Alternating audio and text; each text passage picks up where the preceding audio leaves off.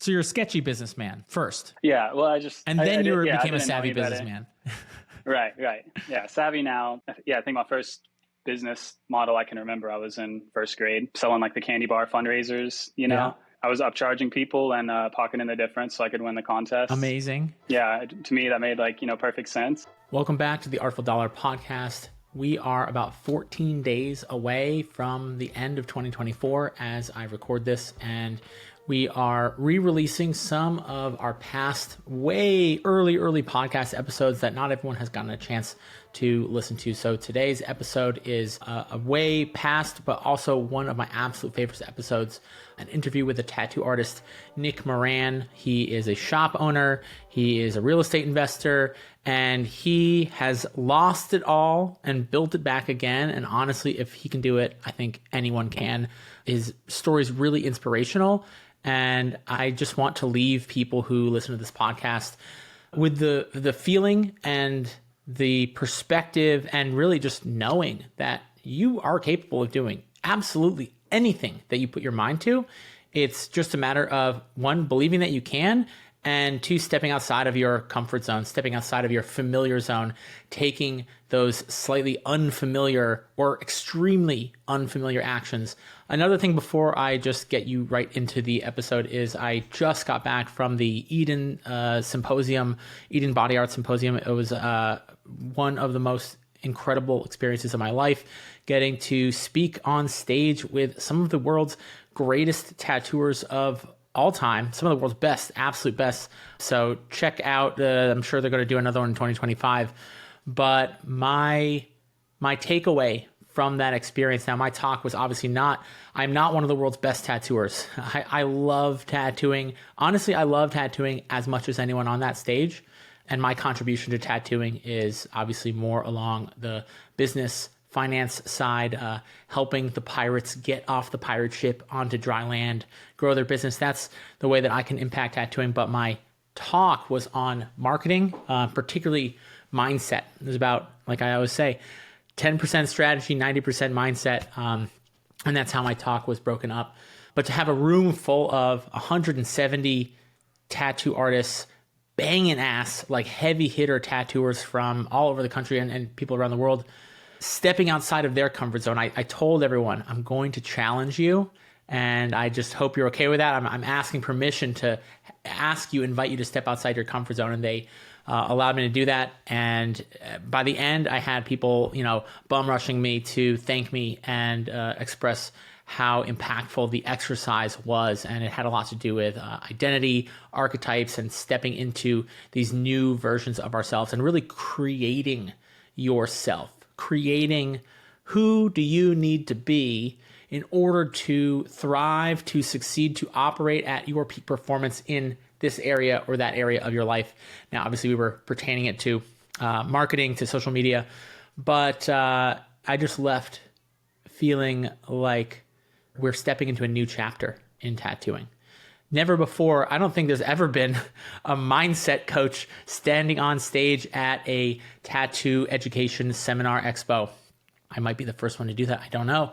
But I'm just saying that, I'm acknowledging that because it signifies a big shift that has been happening in tattooing. It's been a long time coming, and so many people expressed that they were excited to see and meet people, and particularly come to this talk where a lot of like-minded, forward-thinking, growth-oriented, internally motivated tattoo artists are stretching what they're capable of. They're coming together. They're sharing information and knowledge, and it's really exciting, the era, this new era of tattooing that we're stepping into. So without further ado, if you're a listener of this podcast, again, we're coming to the end of the year. We have a whole bunch of new episodes that we are working on, new guests, heavy hitters, amazing, some controversial stuff coming up in the future. But if you're a listener or have been a listener of the Artful Dollar podcast in the past, or you're brand new here, I just want to thank you from the bottom of my heart. 2024 has been a remarkable year. We hit 1,000 subscribers on YouTube. We have almost 20,000 downloads of this podcast. So I know I'm rambling on, but I'm just grateful for you as a listener. And I hope that this episode leaves you lit up at the end and get excited and ready for everything to come in 2025. So without further ado, Nick Moran. I invited a guest today who is someone who wears many hats, has worn many hats throughout his life. And I just really admire him as an artist, as a businessman, and as a teacher. And he's got a good, mission and what he cares about sharing in the world. He's very generous with his knowledge and experience. And so that's why I'm excited to share with you. Our guest today is Nick Moran. And you're still in Tennessee, is that right, Nick?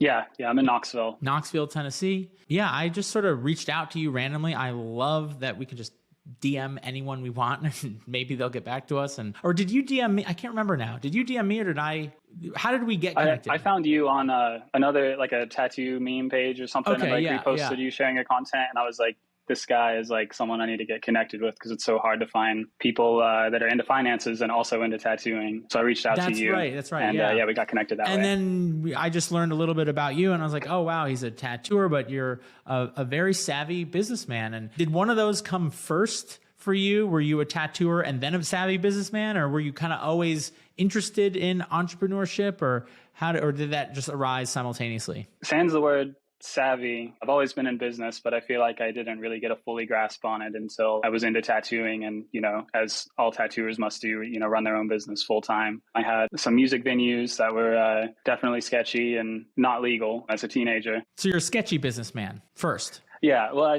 then you became a savvy businessman. Right. Yeah. Savvy now. Yeah. I think my first business model I can remember, I was in first grade selling like the candy bar fundraisers, Yeah. I was upcharging people and pocketing the difference so I could win the contest. Amazing. Yeah, to me that made perfect sense, and people were happy to give me $1.50 instead of $1 for the candy bar. Yeah. I'd upsell either 2 for $3, and that's it. Really, it just kind of came natural for me. That's funny, dude. One of the most I don't know that it went viral, but one of the most popular posts I ever did on Instagram was there. I was on the subway and there was this little kid selling chocolate bars. And he was selling them for, I think, $1.50 or $2 or whatever the deal was, right? And I told the kid, I was like, look, if you tell people it's 2 for $3 or 2 for $5 or whatever the deal was, a little discount, you'll sell more bars, you'll make more money. And he's like, okay. And he turned around and he said it to the guy right after he sold me the chocolate bars. And then he turned around, he winked at me. It was so cute. He's like, 8-year-old boy. I love that. And I shared that story on Instagram, and people were just flipping about it. So that's cool to picture little Nick hustling chocolate bars. I was also kind of naturally business trading. I had some story about I traded some squirrel bones with a store, the Evolution store, at maybe 11 years old or something like that. And it was just, I don't know, I just was making deals. It just kind of came naturally to me. So I wonder sometimes if it's genetic coding or if it's, just environmental, you pick up on certain cues. It could be, small throughout your childhood. Yeah, it's really cool to meet people that it comes naturally for, because I feel like it comes naturally in different ways for people. When hearing their beginner story of how they got into business has always been inspiring to me. Yeah, that was the first deal I ever made. It was trading bones, squirrel bones. For a tarantula in a jar. That's what I got. I traded some squirrel bones. So that's a good deal. It was a good deal. I thought so. Yeah, congrats. It is interesting that not everyone. I mean, because I didn't inherit it from my parents. My parents weren't entrepreneurs or dealers. Was that something you were exposed to growing up, or just?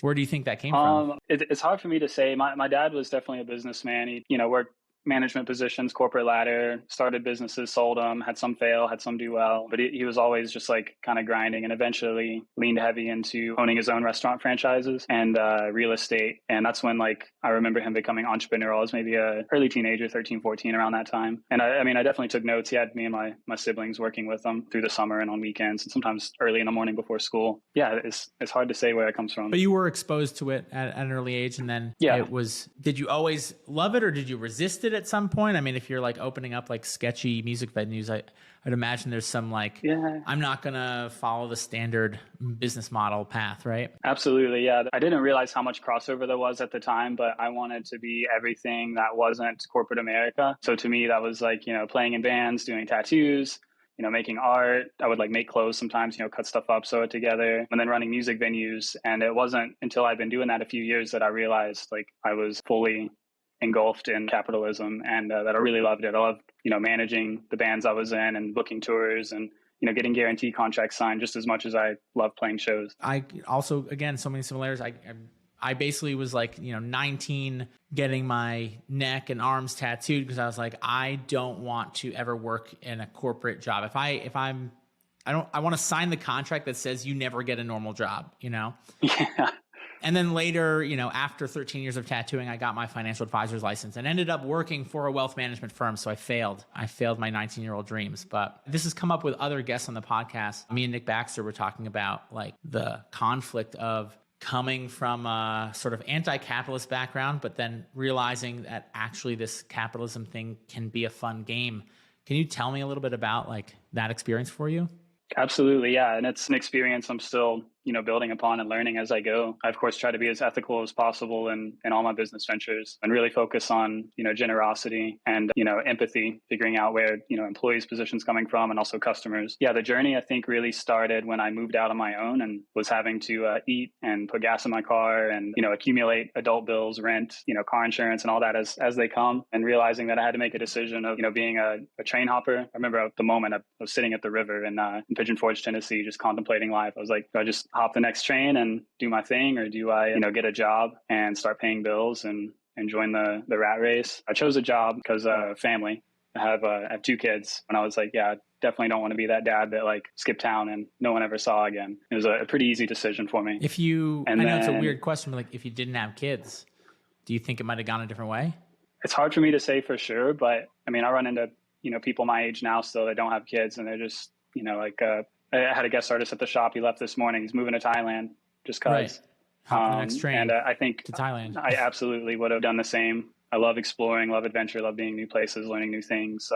So travel and journey has always been a passion of mine. It's taken me a while to find the balance between like being a business owner and planting roots and, a stable father, and then also, scratching my itch to explore the unknown. Yeah.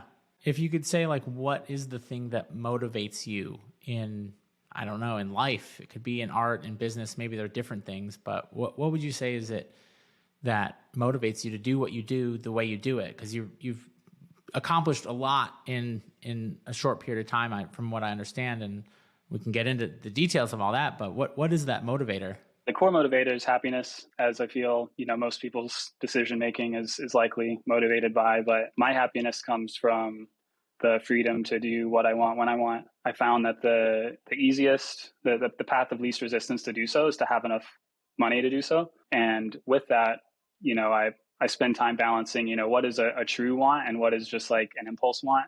What's going to actually bring me happiness and what's just going to be a fun moment that will be forgotten. So I roughly calculate projected expenses. I do this occasionally from, the moment that I'm making the calculation until I think I'm going to die. Calculate all expenses, food, potential healthcare, housing, adjusted for inflation on all of expenses. And when I come to a dollar amount, I say I need to keep doing what I'm doing until I reach that amount. And then once I reach that amount, I feel as if I can finally be free and not enchained by capitalism, be able to make my own decisions throughout my day, not base my decisions on how much money I need to make. Do you have fun in playing the game of capitalism?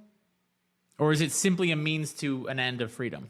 No, I do enjoy it. I'd like to take it as far as I can in my lifetime. And once I have enough, I want to give back. That's the second motivator. I feel like if I don't have like a primary goal that I'm working towards, I start to slip into depression. I need some sort of like adversity in my life that I'm fighting against. That's what like gives me energy and keeps me happy. So once I have enough, I want to start taking care of others the best way I can find fit in that moment. Well, let's dive into some adversity that motivated you. So bring me back to, the wherever you feel is an appropriate starting point in your tattoo career or in your business career. Tell me a little bit about how it all started. I'll go back to when I was 16 up to 18. I was playing music. Couldn't wait to get out of high school. I enjoyed the socializing aspect of high school, but didn't enjoy the, having to be somewhere at a certain time and do things that I didn't want to do. That's always been a character trait of mine. Playing music and going to shows was kind of like an escape for me. And like I mentioned earlier, I really enjoyed the management side. My first, semi-legit business was selling like shirt designs and band logos and stuff from my MySpace account. My parents, they didn't trust PayPal, and I was too young to have a bank account. So I'd have to have my clients mail me paper checks and my parents would cash them for me. And that was like my fun money. once in the music scene, I realized if I was going to look like a rock star, I needed to start getting tattooed, right? Yeah. So I Naturally. started getting tattooed as soon as I turned 18. I got one when I was 17, but it was a rough experience. So I was like, I'll just wait till I'm 18 and go to a shop for the next one. And then I spent a little bit of time in the tattoo shop, got tattooed, once a month for a few months. I was sleeping behind a tattoo shop at my friend's house. He was the vocalist for my band at the time. I was staying on his couch. What was the name of your band? That band was Ageless Entity. Ageless Entity. Yeah. Yeah. Nice. It was named after a Magic the Gathering card. So good. Yeah. I love it. Yeah. Yeah, I would go and hang out at the tattoo shop. The manager of that shop was a vocalist for a different band called Skew, and we'd play with them sometimes in Knoxville. He was cool with us just like hanging out and shop ratting and whatnot. I asked him for an apprenticeship because I decided it would be a cool idea if I could tattoo when we weren't playing shows, weren't on the road, and then, have that flexibility in my schedule, that freedom, if you will, was what attracted me to tattooing, kind of the pirate life. He told me no. He said I was too nice of a kid. He didn't want to ruin me. And it broke my heart, but that was like the first adversity, I would say. It's like, okay, like I have to like break into this industry somehow. So I started just traveling any direction I could. I drive usually 4 or 5 hours in any direction from East Tennessee, and stop at tattoo shops along the way. This was MapQuest days. So I just kind of like wander around, car camp when I needed to. Probably went to about 30 tattoo shops, just, a nobody wandering in being like, hey, will you teach me to tattoo? I got a few, get the hell out, and a lot of like polite, like, no, not interested. You said roughly 30 shops, you said? Yeah, I would say within like a 3 or 4 hour radius of East Tennessee, just stop at random cities, random towns. If I saw a tattoo sign, I was pulling in, asking them to teach me to tattoo. Instagram wasn't out. And I think I'd seen, it was like an MTV show where this kid's dad like took him to a tattoo shop and asked him for an apprenticeship. I'd seen that. And that was really my only experience on how the process went. So I thought you just like walk in and ask. I think a lot of people don't. I think if more people did that, they'd have an easier time getting an apprenticeship. Just walking in and asking? You just walking in and asking, and, maybe coming in with something, and I do think developing that relationship certainly makes it easier, but, getting an apprenticeship. I never had a real apprenticeship. I actually worked in tattoo shops before I started tattooing and learned a little through osmosis, but, so many people out there are like, how do you get an apprenticeship? And they're like emailing or something. I'm like, I feel like you kind of got to go in person. I think that is probably one of the easier ways to get it. Yeah. I mean, it was difficult for me at the time. Maybe I was going in the wrong shops, or maybe it was just, the way I was presenting myself. Well, I think it just also takes 10, 20, 30, 40, 50 goes at it. I don't think I think you had the right mentality, I think, is you're like, I'm just going to keep doing this until I get the result. And I think a lot I people might do 4 or 5 shops to get turned down, and then they just give up. Yeah, that could be the case. And I've heard similar stories now that I think about it. I was actually almost to that point where I was like, maybe I need to look into something else. Like, this isn't working. And that was over, I don't know, maybe 6 months, and came back to the shop that I was getting tattooed at.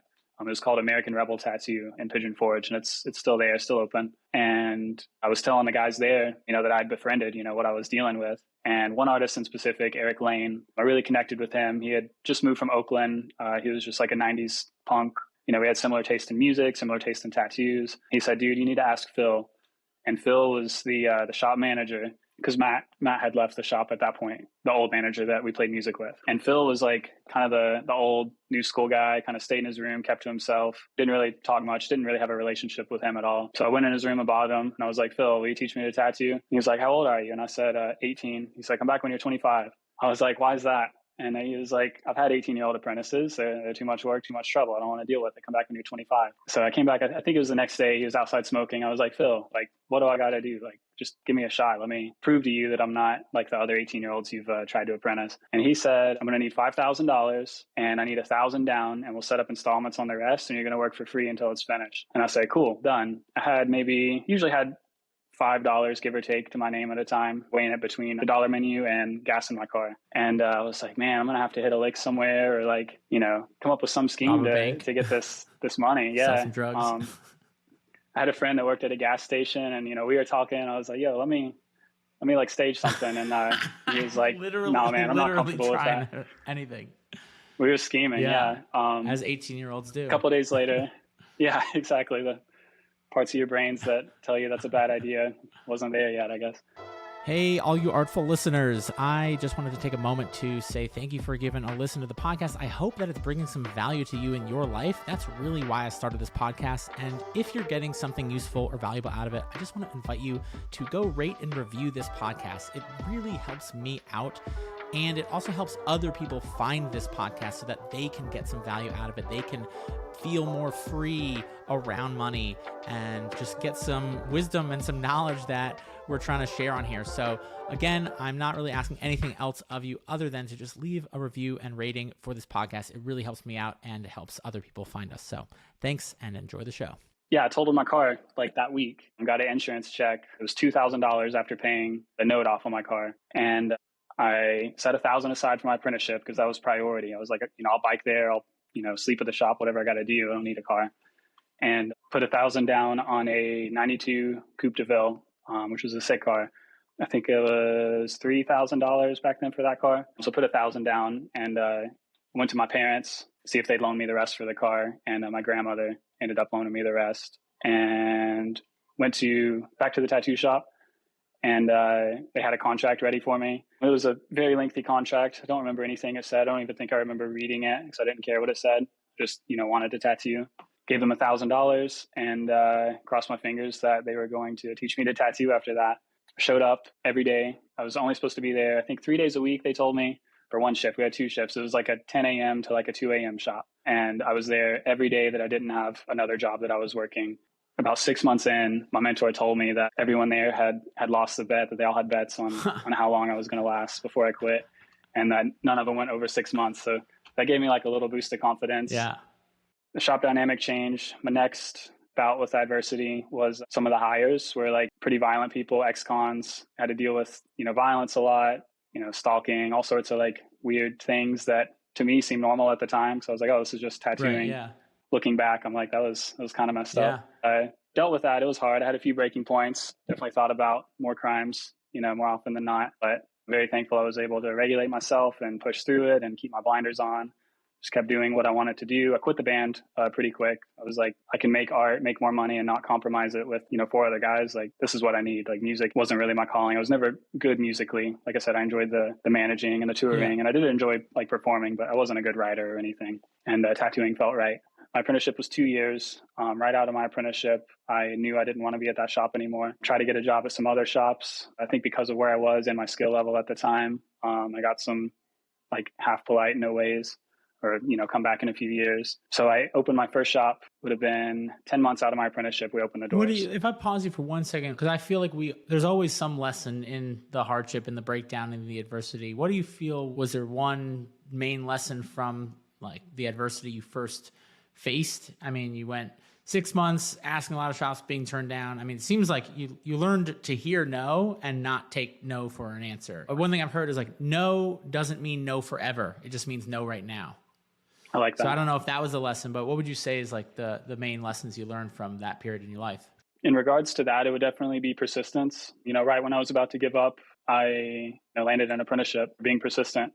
One band I was in, we named after a proverb that goes, it's always darkest just before dawn, and then the dawn will break. I think that kind of ties into it as well. The band name was Dawn Will Break, but at the last minute, maybe total that your was car, like, and then you get the money. So if you're listening to this and you need some quick cash, just total your car. just do it right. Do it right. Make sure it's totaled. Really totaled. Don't slam on the brakes last minute. Right. Yeah, I think through my apprenticeship, the biggest takeaway was patience. I wanted to tattoo from day one, and it was a little over a year before I was able to tattoo. And I'm very, very thankful to my mentor for that. He could have let me tattoo at any time, but he could tell that I needed to learn patience, and he taught me that. Kind of like the more you ask, the longer it's going to be type thing. So finally, I quit asking. Yeah, the day he let me tattoo, it was a walk-in, and he let me color the center of a daisy yellow. He was working on it, and he's like, come over here, finish this tattoo. That was like the biggest moment of my tattoo career, of course, at that moment. So yeah, persistence, patience is a good takeaway. I feel like if colleges didn't teach all the crap that they teach and they just taught patience and persistence, like they'd actually be worth the investment. It would be a wild world we would live in. Wow. I've never imagined a patient and persistent world. I know. Yeah. Which they're kind of opposite if you you think about them. Patience and you gotta well, they can be opposite, but combined, they're like a fucking force. superpower. Yeah, superpower. Absolutely. Yeah, so I'm very grateful. I use both of those lessons daily in my life today. Without those, there's no telling where I would be. Yeah. And so you open up a shop, and now I want to hear about, like, you told me this story of, opening businesses and then going through like bankruptcy and all this stuff. Tell me about that. That was a really fascinating story. And then hearing what you were able to accomplish after that blew my mind. Sure. Yeah. So I got married right before my first shop opened. That was cool. I think my wife at the time was a little stressed out about our income stability. I would say the lesson I took away from opening a shop right out of my apprenticeship in a town that I'd never worked in would be confidence. It was the first time I, jumped into the water not knowing if there was like a shark in it. It was kind of like the visual that I remember having. Thankfully, it worked out. But in a few months, I was divorced. And that was kind of like an emotional ego check. I felt like really on top. I was 21. I was like, I got my tattoo apprenticeship. I got my shop. Like, I'm set for life. I'll be here for another 50 years tattooing. It's cool. It's done. I did it. Yeah, I got divorced and had a little bit of equity in a house. We bought a house the same month we got married. Ended up losing all of that. Tennessee's pretty hard on males in divorce. We didn't have any children together, so it was pretty cut and dry. But I had to start over. All I had was my shop at that point. I operated that shop for a few years. I opened a second shop the next town over. When I moved to that shop, I found a really good deal on a house. It was a foreclosure. Bought that and opened a second shop. Was operating both, and then got married again. I ended up selling my first shop because I found out I was having another child with my wife at the time and needed to generate extra income. So I sold the first shop to get a chunk of cash to have like a nice reserve. And then I started traveling full time doing conventions and guest spots because I found that the town that I was in, it was very, very affordable to live in, but it was very low income as well. So it was fine there. But if I could go to like bigger cities where there's more money and, make 2-3 weeks wage in my hometown and a weekend at a convention in another city, that was like a pretty good setup. It was hard on my relationship. I missed, a lot of early days with my son when he was a baby, and that put some strain on that marriage. From there, I decided I needed some stability in a big city. The big cities where the money was. That's when I opened the second Riverside in Boston. So at that point, I had Riverside in Newport and Riverside in Boston. The second location was opened with Dan Tooker. Brought him on as a partner. So we were both 50-50 owners of both locations. Moved my family to Boston. My wife at the time was not happy there.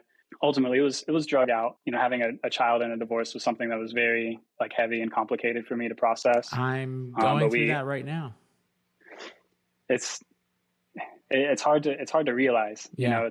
It seems just conceptual until it's done. I was never able to get like a solid visual on like, okay, this will happen if I make this decision and vice versa. Yeah. Yeah. Do you want to share?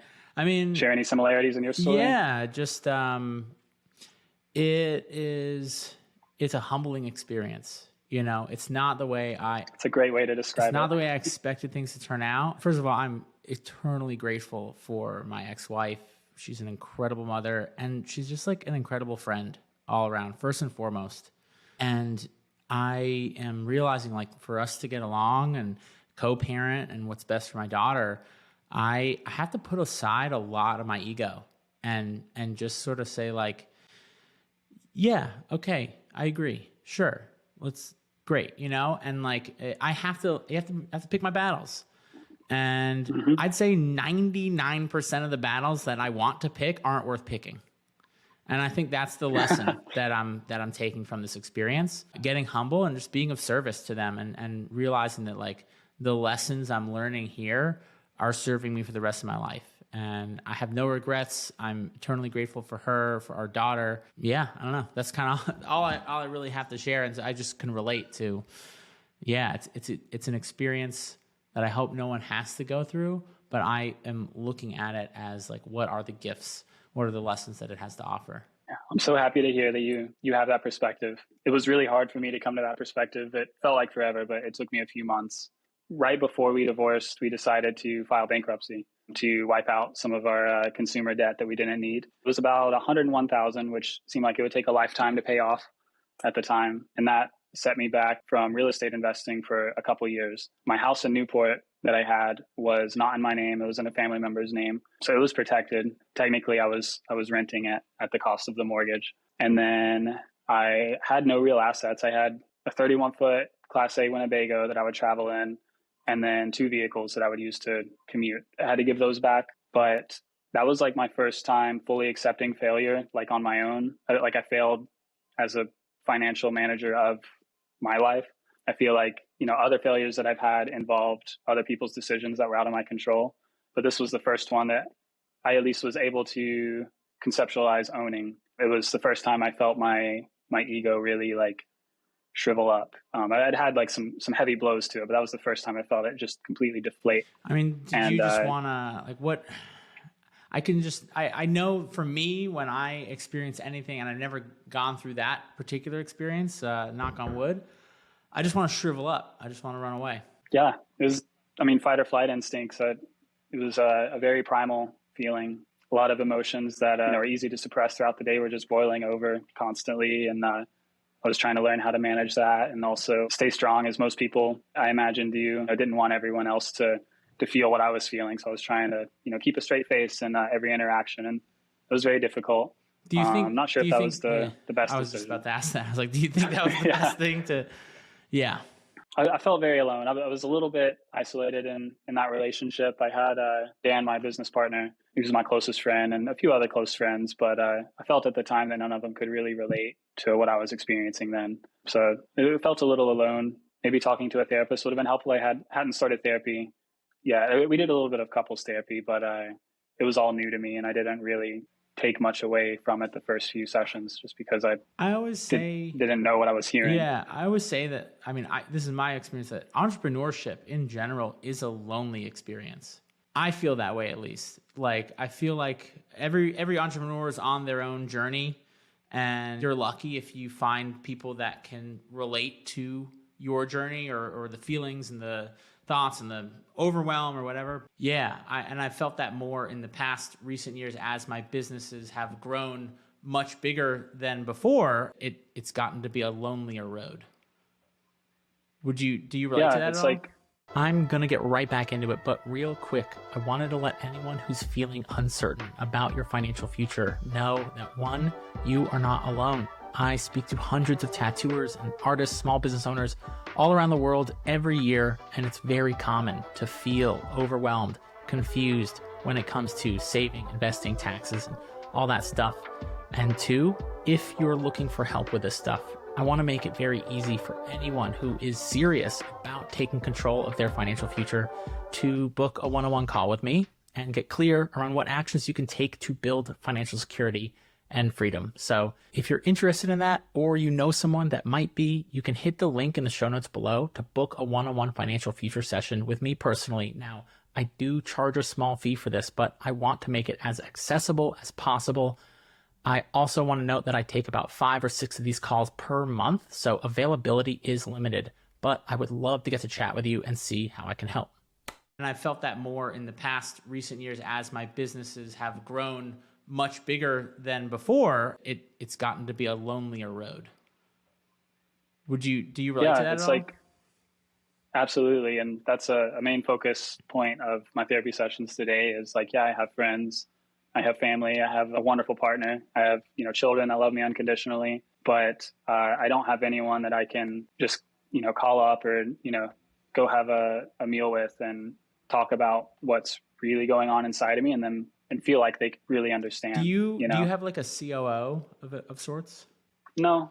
Get a COO. No, my COO is, I call her my business therapist. Because when I'm feeling overwhelmed, she's, can be a bit ADD, a bit hyper focused, and she is, builds the scaffolding to help me build all the things that I'm doing. And when I feel overwhelmed or I'm just like, oh my God, this thing's happening, I go to her and and she costs as much as a therapist too, except I pay her all day long. So yeah, that's a helpful bit of advice. Put an ad on LinkedIn. I was going to ask if you have a process to meet people like this. I interviewed. I struggle with I paid for anytime I want to hire people, I'm hiring an assistant right now. I just pay for an ad on LinkedIn. It's $50 a day, and you get a lot of good applicants. So if anyone out there is looking to hire, but I would say this in general, this was actually advice that was given to me by another person on the podcast, Mike Taylor, who's a pro skateboarder and private equity investor. And he told me, Okay. when I told him about my business, I told him what I'm doing now and what I want to do, where I want to take it. I want to have a multi 7-figure business. He's like, as soon as you can, get a COO, get someone that can help structure things and on the back end and do a lot of the, just like the nitty gritty stuff that as the CEO, as the visionary, it's not my cup of tea, you know? Oh yeah. Thank you for that. Yeah. So anyway, where were we? We were at divorce, bankruptcy, rock bottom. Okay. All that fully good stuff. deflated. Yeah. And on top of that, I also had a very, very large alimony and child support bill to add into my daily bills I had already. Yeah. On top of that, I had to, any savings that I had went towards buying things for my ex, I guess. Like I said, Tennessee's really, really hard. I had to buy her a car, had to pay for education for her. And then I had to pay child support, which was a significant amount for just one child, a significant amount of my income. And so I was trying to stomach how I was going to, have everything stripped from me and then, be beaten down more every month writing those checks emotionally. I decided I needed to make more money so that I could get back to the quality of life I was used to. So I started working a lot more. I was sad, of course, too. I cope with sadness really well by working and by creating art. Yeah, me too. So I think I mentioned before, I was doing 80-hour weeks regularly, just stacking as much extra money as I could to buy a small 700 square foot condo in downtown Knoxville. I knew I was going to move Riverside from Newport to Knoxville. I had to get the zoning code changed. That was another adversity. That took 2.5 years, but everything kind of lined up at the end of 2019 for me. I closed on my condo with an FHA loan. It made it super accessible for me. And then COVID. The only thing I really then COVID opened the doors of my shop. This is not that long ago. January I don't know why in my 2020. mind I'm thinking this is like 10 years ago, but signed the lease on the shop November 19, opened the doors January 20. People have been asking me a lot lately, like the last few weeks, if that was like a really hard time for me in hindsight to open a business. And looking back, I'm like so thankful that it was then and not, COVID isn't hitting now when I have a much larger operation, because I was able to literally just, scrape by just selling paintings, making merch, maybe doing little side jobs or whatever. And it was like commission art and stuff. It was very easy then. I don't think I'd be able to get by as easily today. I'd probably be doing a lot of liquidating if that happened now. And so now what have you created, since then, since, apprenticeship and then building things up and then going bankrupt and then starting the studio? I'm curious to hear kind of what you're up to these days. Dan and I severed our partnership just for functionality reasons. He owns the Boston shop and manages it. I do the same for Knoxville and manage that. And we work at each other's. Yeah. My goal was to make a tattoo studio that I didn't make money on. I kind of discovered generosity, I guess, after my bankruptcy, that I wanted to start giving more. And I kind of thought that maybe these bad things had been happening to me because I was kind of too aggressively taking. I was like, it's not going to hurt to give back. So it was the first shop that I'd ever known of that, doesn't really profit. And I do booth rental. So each artist gets to keep 100% of their earnings and just manage their own business. It got really busy after COVID, and it was just kind of like a stars aligning thing that even with that commitment of like, I'm not going to make money off of this studio, I was able to still continue building my reserves through how busy the economy was for tattooing with, stimulus checks. I think more acceptance of tattooing with like the worker strikes and stuff. There's a lot of people getting their first tattoo in 2020. Yeah. That allowed me to start investing heavily. I had more money than I needed, and I decided I wanted to set myself up to be better than I was, pre-divorce, pre-bankruptcy. Was there a moment that you decided that? It wasn't a conscious decision, I don't think. I think it was just like obvious, like, I have more money than I need to live on. I must put it somewhere smart. I guess the conscious part of it came from knowing that rush of business wouldn't last forever. And also the gratitude of, being back at work and having a functioning economy after lockdown. Very fortunate to be in Knoxville. It was the shortest lockdown I know of. I think it was 6 weeks. Yeah, we were about 4 months here in New York. Yeah, my heart ached so bad for people in other cities. And, I understood that, each city operates differently and, COVID spread different ways and different rates in different areas. But yeah, I was very thankful to be in Knoxville. We didn't really have a COVID outbreak until well after being opened back up. We don't have an international airport. It's not a huge city. The the stars kind of aligned for me there. I bought a property. It had been on the market for months as a duplex and closed on it with a 20% down, just a regular conventional bank loan. I did have to interview several banks to find one that would, listen to me without wanting to see my tax returns first, because my tax returns didn't reflect the income I was making at that moment. So you were able to interview a couple different banks and it's over 20 banks, and with the intention that like they're going to take into account what you have to say in addition to your tax return. Because most banks don't give a fuck what you have to say. More or less. They just want to see the tax return. I did do quite a bit of research online and on YouTube, figuring out, different loan products, and found what's called DSCR loans, debt service coverage ratio, where if you bring a property to a bank or a structure or a business and you say, hey, this business, this structure, this property is going to make this much money, and that's double what my note would be, will you loan me money for it? Right. DSCR banks will say, yes, we could do that for you. And they might have some stipulations. Sure. And as long as you meet those, everything's fine. So I found a local bank that does that. It was the 20-something bank that I reached out to. Wow. Yeah, again, the persistence. Over and over again. If I stopped at 20, I never would have acquired that property. Right. That was in April. And then in July of 21, the Knoxville housing market exploded, as many places did. But Knoxville exponentially, it was a very inexpensive place to live. And I just read Zillow's #1 city projected growth for 2023. Wow, right place, right time in America, followed by Tampa. Yeah, again, I started giving back, and then I feel the universe started giving to me. Yeah, I continued to leverage property. I would borrow against equity because I could literally just buy a property, wait 6 months for the loan to season, and it had grown 50, 100,000 in value just by holding it. So I continued to buy property until rates started to go up. And at that point, the math was getting harder to check out with the formulas I like to follow. Yeah. So I shifted to small business because the risk is greater, but the returns are typically much greater. That was in 2022. I noticed that tattooing was starting to slow down a little bit more too as the economy was kind of stabling off. So I said, okay, I need to reel it back in, get like some consistent cash flow, stop leveraging, get myself in a more comfortable position so I don't, end up leaning towards bankruptcy again, which you can only file bankruptcy Chapter 7 every 7 years. I hope to never have to do that again, but I'm getting close to that 7-year mark, I guess. I'm not sure exactly. We've got a couple more years, and I could file again if I wanted to. Well, why? How would that? Why would you do that? I would only do that if I made bad. Oh, bad I see. Deals, That's like the safety if everything went south. Okay, if it all. Does it give you some peace of mind, like knowing that you could like hit the erase button if you had to?